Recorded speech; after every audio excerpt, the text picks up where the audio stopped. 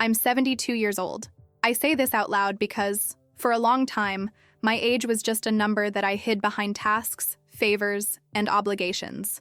Today, it weighs differently on the body and on the memory. Not as shame, but as a fact. Time passed, and I spent it together. Always walking, always solving, always holding on. When someone asks me how I'm doing, I automatically answer that I'm fine. I learned this answer early, almost like someone who learns to sign his own name. It's simple, fast, and avoids questions that I never knew how to answer. For most of my life, I was called strong. They said this with admiration, sometimes with relief. Strong as someone who doesn't fall, doesn't complain, doesn't slow anyone down. Strong as someone who can stand it in silence. At first, it sounded like a compliment, one of those that we keep in our chests. Over time, it became too heavy an expectation to carry.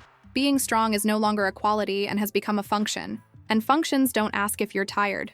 I grew up believing that strength was not needing anyone, that crying was something for those who couldn't handle it, that asking for help was a character flaw. Nobody taught me this with beautiful words. It was all learned on a daily basis. The way adults changed the subject when I tried to speak, in the silence that came after my questions, in the impatient look when I showed any kind of weakness. Thus, I began to understand what my place was. Over the years, I got good at it. Good at swallowing her tears, good at smiling even when it hurt, good at saying, "Let me solve it." People started trusting me, and I mistook that for love. I confused being necessary with being loved. I confused silence with maturity. I didn't realize that while I learned to be strong, I also learned to disappear a little. My pains were too small to be said out loud. Today, sitting alone in the kitchen, I realize how this force shaped everything. My relationships, my choices, even the way I see myself. I've never been the person who falls apart. I've always been the one who picks up the pieces. But no one noticed that I was breaking too. Maybe because I never let it. Perhaps because I myself believed that I did not have that right. Being strong seemed to be the only thing they knew about me. The body, however, does not forget. He keeps what his mouth shuts. In recent years, I began to feel pain that I could not explain. A tiredness that did not go away with rest. A strange desire to be quiet. Away from everything. I thought it was age, as everyone says. I thought it was normal. I was always told it was normal.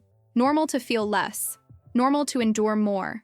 Normal to move on without looking back. But some mornings are harder than others. Getting out of bed requires more time, more care. The mirror returns a face that carries too many stories in its eyes. It's not just wrinkles, it's questions. Questions that no one has ever asked me. Questions that I myself avoided.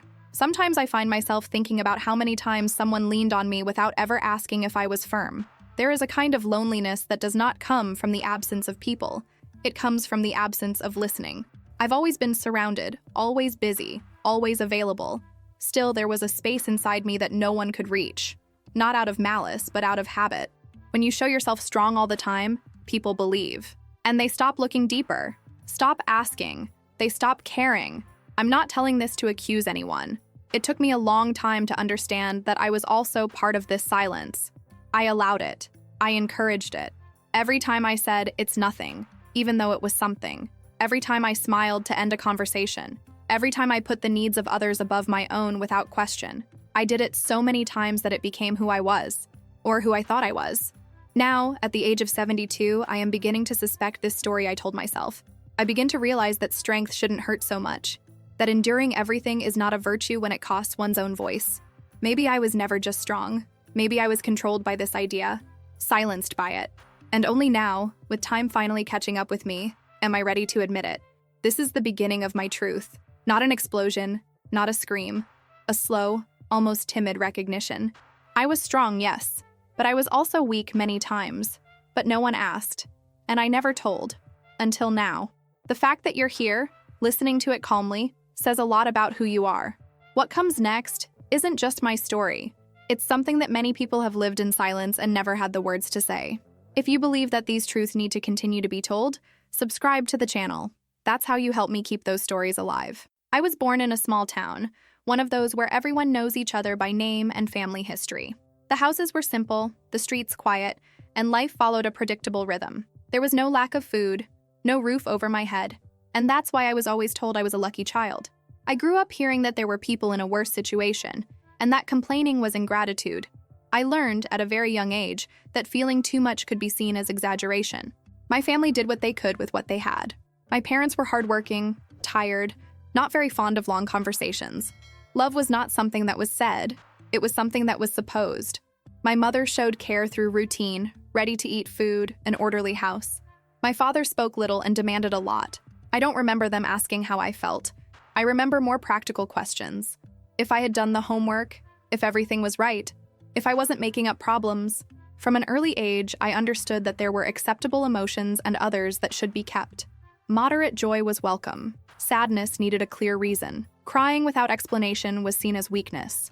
When I got hurt or upset, I heard phrases that seemed harmless, but that stuck with me. That's nothing. It's over. Stop the drama. Each sentence of these was a small push towards silence. I was not an unhappy child, but he was not a free child to feel either.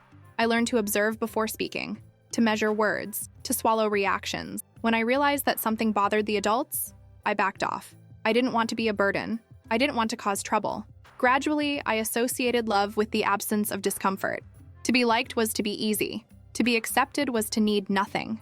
At school, I was the well-behaved student, the one that helped, the one that didn't give work. Teachers praised my maturity, and this reinforced everything I had already been learning at home. Being mature meant not complaining. Do not cry. Do not question. While other children still allowed themselves to fail loudly, I had already learned to fail in silence. There were times when I felt a knot in my chest without knowing how to explain it. A strange feeling of being alone, even surrounded by people, but I had no words for it. And even if I did, I wouldn't know who to share it with. At home, everyone was too busy surviving, so I did what seemed most sensible. I kept it to myself. I told myself that it was not important. Over time, this habit became instinct. Before I even noticed an emotion, I was already diminishing it. Even before I felt pain, I was already justifying it. I became an expert at normalizing discomfort. If something hurt, it should be like that. If something was missing, I must have been asking too much. This thought followed me like a silent shadow. No one ever told me directly that my feelings didn't matter, but no one taught me that they mattered. And this difference does more damage than it seems. Growing up without emotional validation creates adults who doubt themselves. I grew up like that, always questioning if what I felt was legitimate, always thinking that there was something wrong with me for feeling too much. I remember thinking as a girl that one day I would be big and everything would make sense, that growing up would bring answers. What no one told me is that growing up, the way I grew up, only taught me to endure, to move on without understanding, to adapt to any situation without asking if it was fair. This adaptation became my greatest skill and my greatest prison. When I look back, I realized that it wasn't a big trauma that shaped me. They were small repetitions, small silences, minor fixes. Nothing that drew attention from the outside, but enough to build someone who believes that feeling is dangerous, that expressing is risky, that complaining is a lack of gratitude. Today, at the age of 72, I understand that that initial learning was the basis of everything. It was there that I started to be strong without knowing it. Strong not by choice, but by emotional survival. I learned early on not to complain, and I spent the rest of my life paying the price for it, believing that it was just the right way to live. At home, I quickly learned that there was a right way to exist. It was not something said clearly, but it was present in the air, in the short answers, in the tired looks, in the constant haste. My parents did their best to keep everything running, and maybe that's why there was no room for feelings that would hinder the progress of the routine. The invisible rule was simple. Those who endure do not speak, and those who talk too much get in the way. My mother was a rigid woman, shaped by a life of renunciation. She didn't complain. She didn't cry in front of others. She didn't show fragility. I watched her in silence, learning more from what she hid than from what she said. When I approached to tell her something that bothered me, she listened with short attention and soon closed with practical solutions, never with questions, never with acceptance. My father was even more distant. He worked a lot, arrived tired, and spoke little. When he spoke, it was to correct, guide, or close a subject. Emotions were not part of his vocabulary. If I showed sadness, he looked away. If he cried, he told him to stop, not out of malice, but out of incapacity. Today, I understand that. At the time, I just felt that there was something wrong with me. Meals were silent. Each one ate, resolved their own thoughts, and moved on. There was no room for deep conversations, much less for outbursts. I watched everything, trying to decipher what I was allowed to feel. I learned that discreet joy passed. Long sadness bothered him. Fear was weakness, and weakness was not welcome. When something hurt me emotionally, I would try to speak up. In the beginning, I still tried, but I soon noticed the discomfort in adults. The atmosphere was heavy, the subject was changed, someone said I was exaggerating. These answers taught me that speaking up had consequences. Not physical, but emotional. I felt ashamed afterwards. Shame for having felt. Shame for having spoken. Over time, I began to anticipate these reactions. Before I even opened my mouth, I already knew how it would end. So I stopped trying. I started to keep everything inside me, organizing my pains in silence, like someone who arranges a room that no one will visit. It was safer that way. Less risky. Less tiring for others. I saw my parents dealing with their own problems in the same way. There was no room for weakness because everyone was trying to survive. It made me believe that feeling was luxury, that complaining was something for those who didn't understand the harshness of life. And I wanted to understand. I wanted to be mature. I wanted to be seen as someone strong, even without knowing exactly what that meant. Gradually, I molded myself to this environment. I learned to listen more than I talk, to observe more than to react, swallowing crossed answers, nameless sadness, small frustrations that accumulated. Nobody noticed why I didn't let them. I became emotionally invisible, but functional, and that was valued. When someone said that I was an easy, well-behaved, quiet child, I felt a strange pride. It was proof that I was doing it right, that it wasn't giving me any trouble. I didn't realize that in order to be easy on others, I was making it difficult on myself. My emotions didn't disappear. They just stayed hidden, waiting for a moment that never came. Today, looking back, I understand that that house taught me more about resistance than affection, about adaptation, not about expression. At home, those who endured were praised. Those who talked too much were corrected. And I chose to hold on. Not because he was stronger, but because it seemed to be the only way to belong. I was still young when I first heard that phrase clearly enough to understand it as something important. It was not said harshly, nor with irony. It was said as a statement, almost as a compliment. I was facing a situation that shouldn't be mine, carrying a responsibility that didn't match my age. An adult looked at me, took a deep breath, and said, "You're strong. You can handle it." At that moment, something settled inside me, and not in a good way. I didn't question it. I didn't ask why it needed to be with me. I didn't think about whether it was fair. I just accepted. I accepted because I learned early on that accepting was safer than resisting. That sentence gave me a place, a role, and I got into it without realizing the cost. Being strong seemed better than being a problem, better than being weak, better than being ignored. After that, the phrase began to repeat itself in different forms. Whenever something difficult came up, someone remembered, I could handle it. When someone needed support, they looked at me. When something went wrong, I found a way. And every time I realized it, I reinforced the idea that that expectation made sense. No one stopped to ask if I wanted it. No one asked if I could not take it. I remember situations in which I felt fear, confusion, even anger. But all of this was trapped inside me. On the outside, I kept my posture. He said everything was fine. I smiled when I was expected to smile. That force began to pull me away from my own reactions.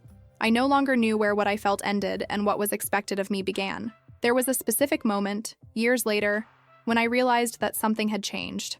I was tired, visibly tired, and yet someone commented, "I'm glad you're strong." There was no concern. There was relief. There, I understood that my strength served others more than me. It was comfortable for them to believe that I could handle everything. It was practical. It solved. From then on, I started to normalize things that hurt me. If it hurt, it was because it was part of it. If I got tired, it was because I wasn't trying hard enough. If I felt like stopping, it was a sign of weakness. And weakness didn't suit me. At least not with the version of me that I had built for the world. I became someone trustworthy. Someone who doesn't fall apart. Someone who doesn't demand it. This opened doors, but closed others. It closed the door of vulnerability, of honest exchange, of the possibility of being cared for. When you're seen as strong, people feel empowered to leave everything in your hands, and you learn not to let go. Over time, the force became identity. It was no longer something I did, it was something I was, and questioning this seemed dangerous. Who would I be without this image? What would be left if I admitted that I was tired? I didn't know how to answer, so I continued. I kept putting up with it, resolving, sustaining. Today, when I revisit that first time, I realize how decisive it was. It was not a big event. It was a simple sentence, said without intention to hurt. But phrases like this shape lives. They settle in slowly and grow along with us. That was the first time they called me strong, and also the first time I learned to shut up to fit into that name. There wasn't a specific day when I woke up and realized that being strong was no longer a choice. It was something gradual, almost imperceptible. An accumulation of expectations, requests, and silences that, over time, have become the rule. People no longer asked if I could help. They simply counted on me. And I, without realizing it, started to think that refusing was failing. Whenever a problem arose, I was called. Whenever someone needed support, I was there. This gave me a strange feeling of importance, mixed with tiredness. I felt needed, but never relieved. The more I solved, the more tasks appeared. The more I could handle it, the more they thought I would take it again. Being strong is no longer a compliment and has become a silent obligation. I began to notice that my own needs were always put off. If I was tired, I thought someone else was. If I was sad, I told myself that I didn't have enough reason. If something hurt me, I relativized. There was always a reason not to look at me, and that reason almost always involved not disappointing anyone. There was also a constant fear of breaking that image. I was afraid that if I showed weakness, people would turn away. I feared losing respect the place I occupied. After all, what would I offer if it weren't for this strength? This question accompanied me in silence, without an answer. So I did what I knew how to do best. I kept going. Over the years, I realized that no one saw me as someone who needed care. Conversations with me were always about solutions, never about feelings. When I tried to mention something that bothered me, the reaction came quickly. You always did it. This phrase, said as an incentive, worked as a break. It reminded me of who I was meant to be. I started to internalize this in such a way that I started to charge myself before anyone else did. I policed myself. He corrected me. It hardened me. Any sign of fragility was treated as a personal failure. I believed that I needed to improve, to be more resistant, more patient, more understanding, never lighter. The body began to react before the mind accepted it. I felt a constant weight on my shoulders, as if I was always carrying something invisible. Pains appeared without a clear explanation. Rest never seemed enough, but I kept going. He said it was normal, that it was part of life. I've always been told that. I believed it. Being strong also meant being available at all times. My boundaries have become blurred. I said yes even though I meant no. I canceled my own plans to meet others. And every time I did that, it reinforced the idea that I didn't have the right to choose differently. My time, my body, my energy seemed to belong to everyone but me. There were times when I felt a quiet anger, hard to admit. It was not addressed to someone specific, but to the whole situation, the way everything was built without me noticing. But soon that anger was swallowed up by guilt. I wondered who I thought I was to complain about. After all, I have always been the strong one. Over time, I realized that this obligation did not come only from outside. She lived in me. I fed it, defended it, justified it. Being strong became an identity, and abandoning it seemed too dangerous. I didn't know who I would be without this armor, so I kept using it, even heavy, even tight, even hurting. Today, looking back, I see how this obligation has shaped my entire life. Being strong kept me standing, yes, but it also prevented me from sitting, from resting, from being cared for. When being strong became an obligation, I stopped listening to myself, and I started to live to sustain an image that never asked if I was okay. I grew up thinking that freedom was just doing what needed to be done without complaining. I have never associated prison with bars or closed doors. My prison was quieter, made up of expectations and habits so old that they seemed natural. I woke up, did my duties, solved problems, and moved on. There was no room to ask if that path was mine or just the only one I learned to follow. In adulthood, everything seemed to fit on the outside. Work, responsibilities, commitments fulfilled. People said I was reliable, balanced, mature. I heard these compliments as confirmation that I was doing it right. I didn't realize that, in order to maintain this image, I needed to always leave parts of myself aside. Small dreams, simple desires, legitimate fatigues, everything was pushed to the next level. I didn't feel unhappy, but I didn't feel light either. It was like always living on the alert, ready to solve something, ready to help someone. Relaxing made me restless. Resting seemed wasteful. If I stopped, there was immediate guilt, as if I was failing someone invisible. I didn't know where this charge came from. I just obeyed. There were times when I would observe other people saying no, naturally. They refused invitations, set limits, prioritized themselves. That seemed strange, almost selfish. I thought I couldn't do the same. Not because someone forbade me, but because something inside me wouldn't allow it. I hadn't learned that language. The choices I made were always safe, predictable. I avoided risks not for fear of failure, but for fear of upsetting. He preferred paths that guaranteed stability, even if they did not bring enthusiasm. I told myself that this was maturity. Today I understand that it was containment. I was always adjusting to the available space, never expanding. Over time, this constant adaptation became standard. I no longer knew how to differentiate what I wanted from what was expected of me. My decisions were based on the impact they would have on others. If something made me happy but could generate conflict, I gave up. If something tired me but it was expected, I accepted it. So I was reducing my own space without realizing it. Sometimes I felt a nameless restlessness, a sense of living a correct but incomplete life. I didn't know it. He said it was silly that everyone felt that way. After all, I had everything I needed. At least that's what they told me. And I believed it, even when something inside me silently disagreed. There was no clear moment of rupture, just continuous wear and tear. A thread being pulled every day, until it starts to hurt. But I didn't complain. I was proud to endure. To endure has become synonymous with virtue.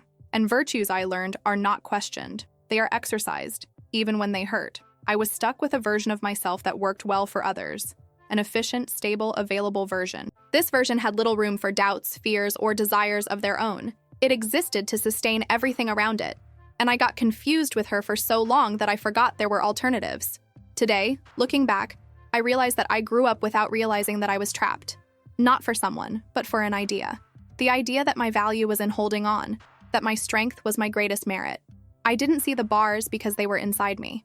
And only now, many years later, do I begin to understand that surviving is not the same as living. When I got married, I thought I would finally have a place where I could rest. I believed that sharing life with someone meant also sharing the weight of the days. At first, it even seemed that way. There was company, shared routine, simple plans, but little by little, I took on a role that was all too familiar to me.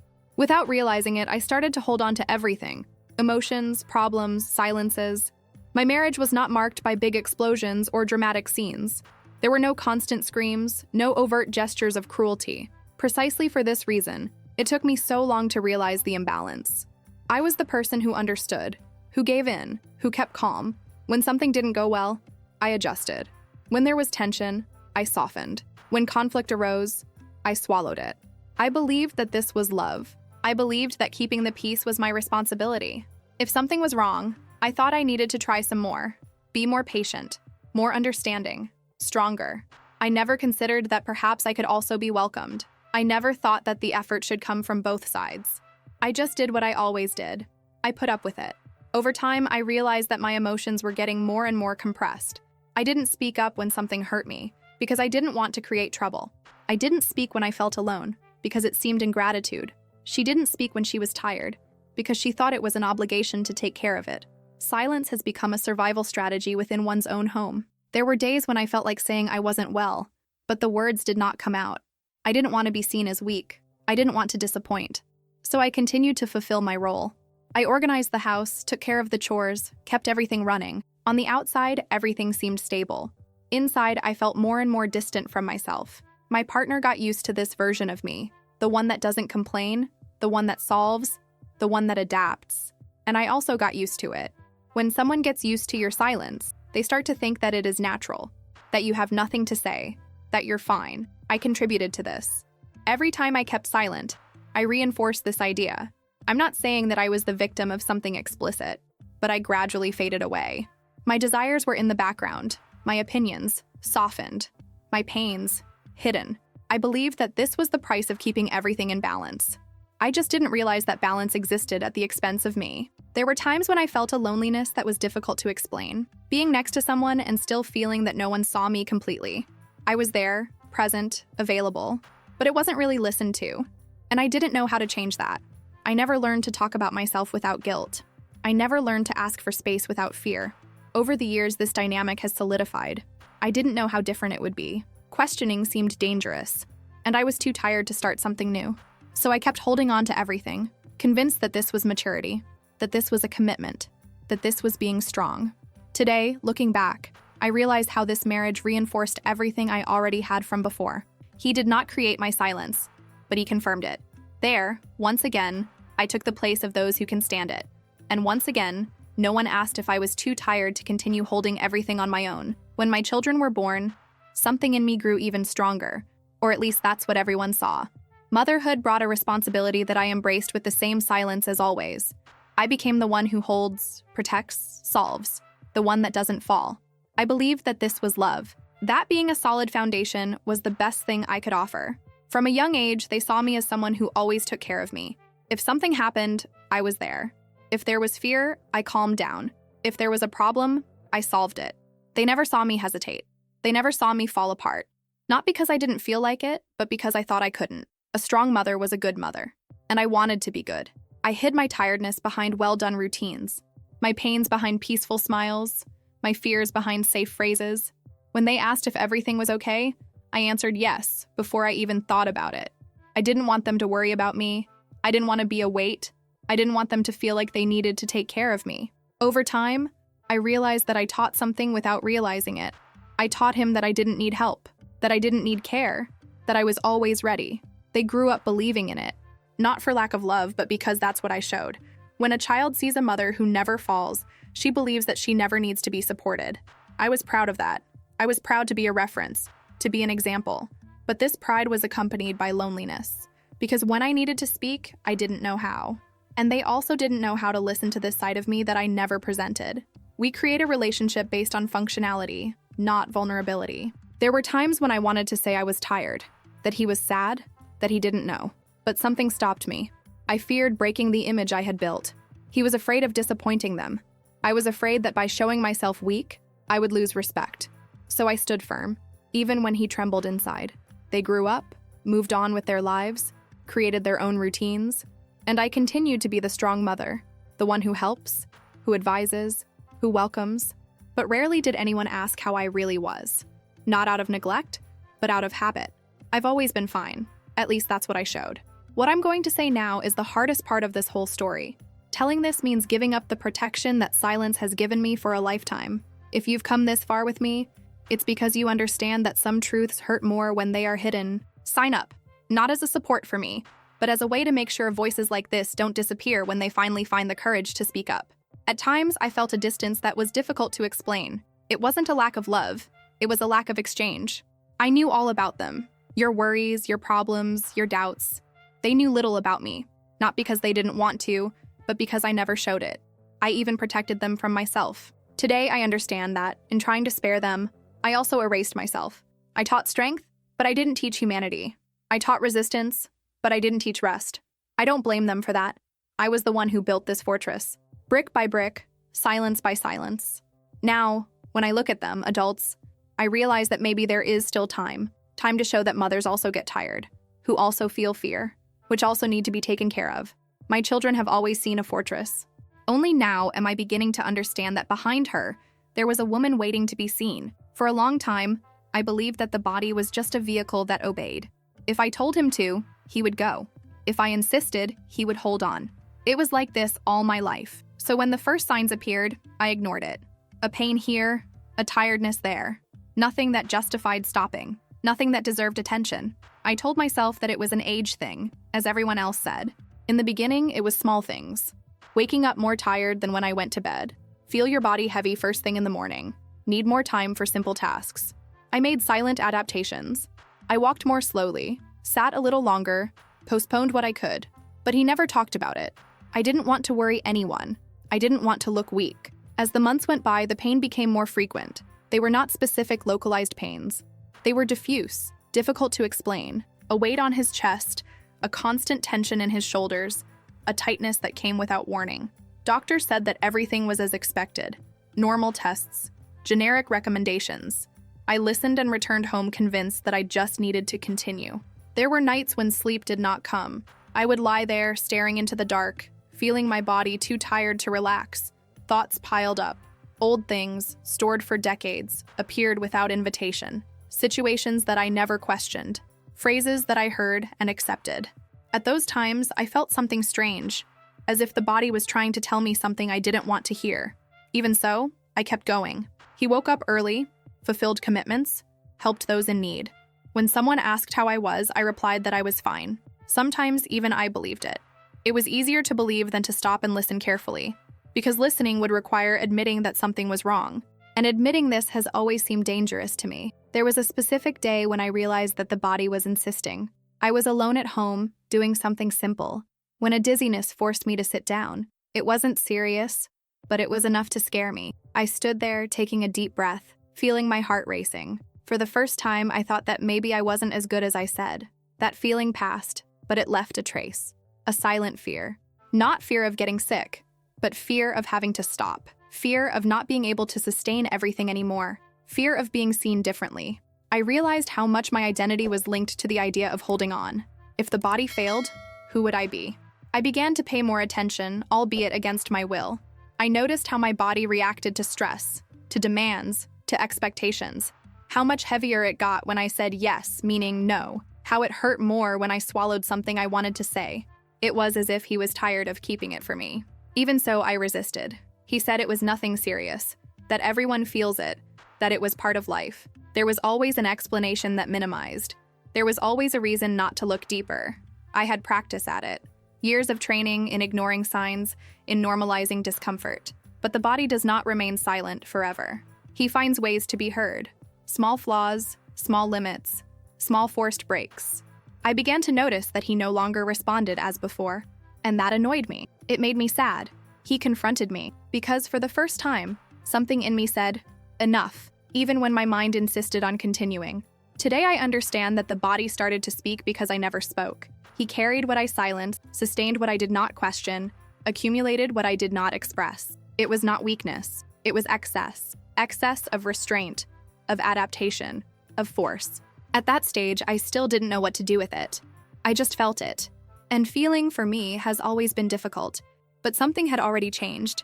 The body had opened a breach. And for the first time in a long time, I began to suspect that perhaps listening was more urgent than continuing to endure. Aging did not come suddenly. He was slowly approaching, like everything else in my life. But there was a moment when I realized that there were no longer so many places to hide. The body slower, the energy shorter, the time more precious. The same strategies I'd used for decades began to fail. I could no longer disguise everything efficiently, and that scared me more than I care to admit. Before, I compensated for the fatigue with effort. If it hurt, I insisted. If there was a lack of energy, I pushed. Now, pushing had immediate consequences. The body charged on the same day. Sometimes, at the same time. I needed to stop, even when I didn't want to. He needed to sit down, even when there were still things to do. For the first time, my limits were visible, including to me. Old age brought an exposure that I did not expect, not only in the sense of physical fragility, but emotional. When you can no longer do everything, questions arise. Are you okay? Want help? These questions, which almost did not exist before, began to appear, and I didn't know how to answer them. My reflex was to deny, to say that everything was under control, even when he wasn't. There was also the different look of people, a more careful look, sometimes impatient, sometimes worried. I felt that I was no longer seen as before, and that moved me, not because I wanted to prove something, but because my whole identity was resting on the idea of competence, of strength, autonomy. When this started to slip, I felt lost. I started to avoid some situations so I didn't have to admit limits. He canceled appointments, reduced visits, made excuses. I didn't want them to see my tiredness. I didn't want to deal with comments. He didn't want to listen to advice. It was easier to withdraw. Loneliness seemed less threatening than the possibility of being seen as weak. At the same time, there was a strange relief, a fatigue so great that he began to overcome his fear. Some days I just didn't have the strength to fake it anymore. He had no energy to sustain the usual image. And on those days, something different happened. I felt a new stillness, a pause that was not accompanied by guilt as strong as before. The problem was the internal conflict. A part of me said that I needed to accept this new phase. Another screamed that I couldn't surrender, that he still needed to prove that he was capable. This silent fight accompanied me all the time.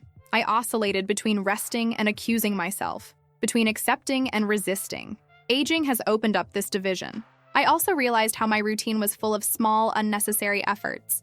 Things that I did just to maintain the appearance of control. Organizing too much, helping too much, responding too quickly. When I started to let go of some of those things, the world didn't come crashing down, but I felt strangely empty, as if he had lost a function. Without the hiding places of youth, I began to face old questions. Who am I when I'm not solving anything? What's left of me when I'm not being strong? These questions arose without answers, but they insisted, and I couldn't push them anymore. Time did not allow for any more long postponements. There were days when I would sit quietly and just watch, the tired body, the restless mind, the past appearing in flashes. Situations that I had always normalized now seemed too heavy to ignore. I was starting to see connections, to understand patterns, to realize how much I molded myself to fit expectations that were never mine. Growing old has left me without hiding places because it has taken away my distractions. It took away my haste. It took away my false sense of control. And in doing so, it brought me face to face with myself. It wasn't comfortable, it wasn't pretty, but it was necessary. For the first time, I had nowhere else to run. I still didn't know what to do with all that. There was no clarity, only discomfort. But something was changing. Old age, which I feared, began to reveal itself like a mirror that showed not only what I lost, but everything I hid. And there, without hiding places, I began to see the truth that had been postponed for a lifetime. The question came in a simple, almost careless way. It was not said with solemnity or accompanied by grand gestures. It was said in the middle of a common conversation, one of those that we think we already know how they will end. I was sitting talking about exams, routines, small pains. Then the person looked at me for a few seconds longer than usual and asked, "And you, how are you really?" Not how the body is, not how are the results, but me. At first, I did what I always did. I smiled. I prepared the automatic response. Everything was fine. I was going to say that it was a thing of age, that nothing worried me, but something stuck. The words did not come out. It was a short silence, perhaps imperceptible to those who were there, but huge for me. For the first time, I didn't know what to answer. Not because there was no answer, but because I had never been invited to look at her.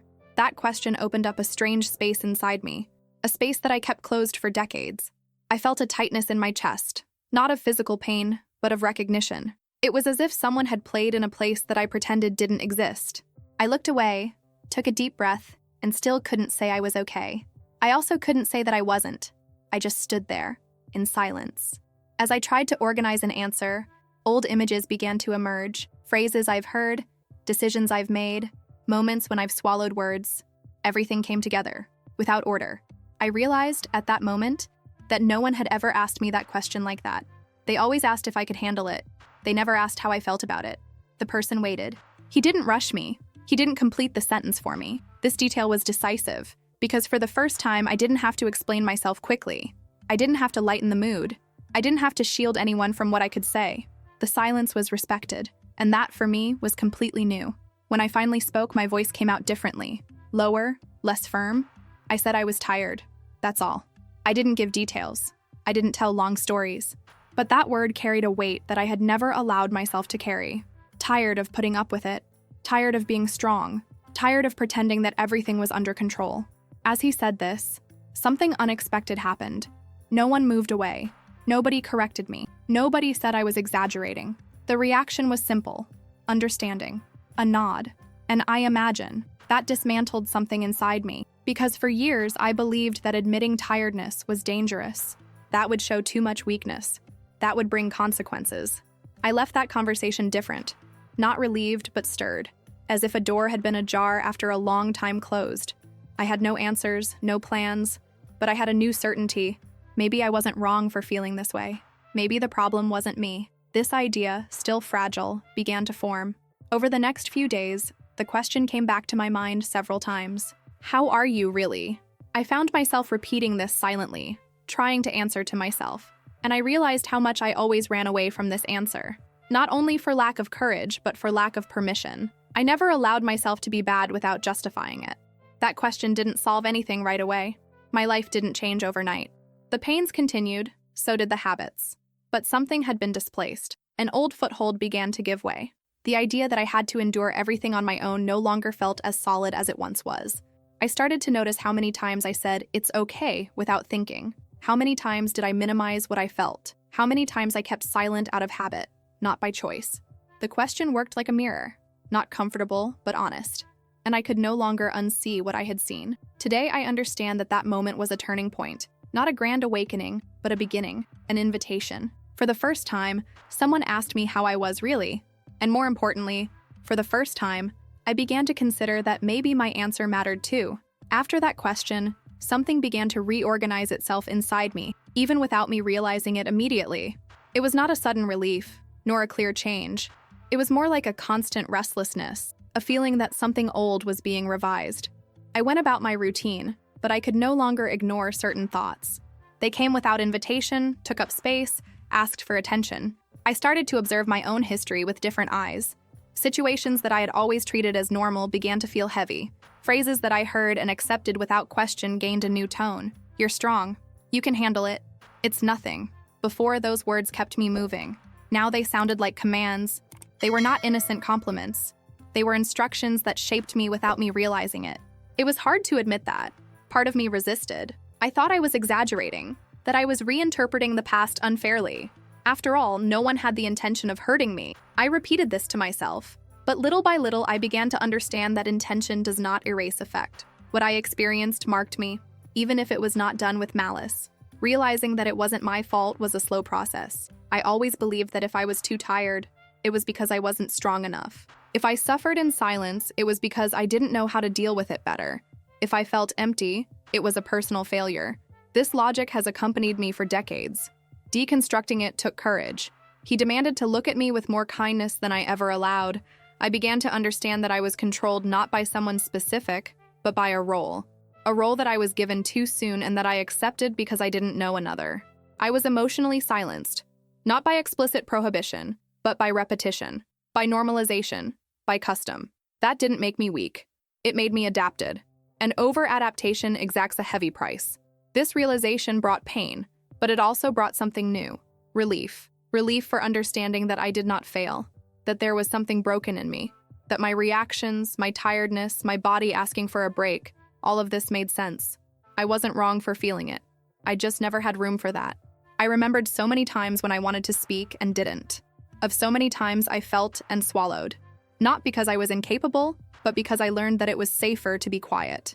This understanding changed the way I saw myself. For the first time, I was able to look at my trajectory without judging myself so harshly. There were times when anger appeared. Not an explosive rage, but a silent indignation. Anger at having believed for so long that I had to endure everything alone. Anger that no one noticed. But that anger didn't last. Soon it gave way to something deeper. Compassion for myself. A timid compassion, still suspicious, but real. I realized that carrying guilt was a way to maintain control. If it was my fault, I could try to be better. Stronger, more resistant. Admitting that it wasn't my fault meant accepting that some things just happened. That I did the best I could with the tools I had. And that strangely freed me up a little bit. From this understanding, small changes began to emerge. Not big decisions, but small internal gestures. I started to question less what I felt, to accept more, to observe me with curiosity instead of criticism. There was still fear, there was still habit, but something had changed places. Today, as I look back, I know that this was one of the most important moments of my life. Not because everything has been resolved, but because something essential has fallen into place. Realizing that it wasn't my fault didn't erase the past, but it completely changed the way I carry each memory. For the first time, I allowed myself to exist without apologizing for feeling. Once I understood that it wasn't my fault, I felt a strange expectation in the air, as if something big needed to happen. Part of me thought that now I should confront people, revisit old conversations, say everything that got stuck. But that didn't happen. There were no scenes, no accusations, no rehearsed speeches. The most difficult confrontation was internal. It was with myself. I had to face the woman who spent her whole life molding herself to fit. I had to admit that many times I chose silence because it seemed safer, not out of cowardice, but for survival. Recognizing this hurt. It hurt because it took away from me the illusion that I just held up well. I endured it because I didn't know there was another option. I began to realize how harsh my inner voice was. Even now, after all, I still judged myself for feeling too much, for getting tired, for wanting less responsibility. This voice repeated old patterns, as if it were an echo of the years lived. Confronting her required attention. I needed to interrupt automatic thoughts, question phrases that I had always accepted as absolute truths. It wasn't easy. On many days, I woke up determined to be kinder to myself, but it only took something out of control for the guilt to return. It was like unlearning a language that I had spoken all my life. I slipped, charged myself, corrected myself, and then I tried again. The confrontation with myself was not a one-time event. It was a daily exercise. There were times when I felt like justifying everything, to explain my choices, my absences, my silences. But I realized that I didn't need to prove anything anymore. Not for others, not for me. I had already spent too much time trying to deserve understanding. Now, I needed to practice it internally. Accepting my limits was one of the hardest parts. To say I can't, without feeling smaller. To say I don't want to, without thinking of myself as selfish. Saying not today, without creating elaborate excuses. Every little limit set felt like an act of rebellion against the woman I had been for so long, and at the same time, a gesture of care. I also had to accept that some people might never understand this change, that they would continue to see me as the strong one, and that's okay. I didn't need to correct the image they had of me to validate what I was experiencing. The confrontation was not external, it was internal. It was learning to live according to what I felt, not just what they expected. There were days when I felt afraid, fear of disappointing, fear of losing space, fear of being less needed. These fears did not disappear at once. They appeared, I recognized them, and I followed anyway. For the first time, I didn't let them decide for me. That was new and liberating. I realized that I didn't need to rewrite the past to move forward. He didn't need to turn pain into justification, nor strength into a trophy. I just needed to allow myself to be whole, with tiredness, with limits, with pauses. This permission did not come from outside. It came from within, and that made all the difference. As I confronted myself, I understood that the biggest change was not visible. It was silent. It was in the way I treated myself when I made mistakes, in the way I respected my body, in the way I accepted my emotions without trying to fix them right away. Today, I know that I didn't confront anyone because it wasn't necessary. The most important confrontation was with me, with the beliefs that imprisoned me, with the idea that I needed to be strong all the time. By looking at myself honestly without judgment, I began to drop an old weight, a weight that I carried for a lifetime without ever having chosen to carry. Resting has always been a distant idea for me, not only in the physical sense, but emotionally. I even sat down, even stopped for a few minutes, but my mind never rested. There was always something to solve, someone to attend, a pending obligation. When I started to change inside, rest took on another meaning. It was no longer just about stopping the body. It was to allow him to stop without guilt. The first time I really rested was awkward. I sat down in the middle of the afternoon for no practical reason. I wasn't exhausted to the point of not being able to take it. There wasn't an emergency. I just sat down, and I stayed. The silence that came was not comfortable. My head tried to fill the space with charges. You should be doing something. It's wasting time. I heard these voices, but I didn't obey. It was difficult to stay there without justifying, without explaining it to anyone, not even myself. I realized how much my identity was linked to usefulness. If I wasn't producing, helping, or solving, it seemed that I didn't exist properly. Resting confronted this idea.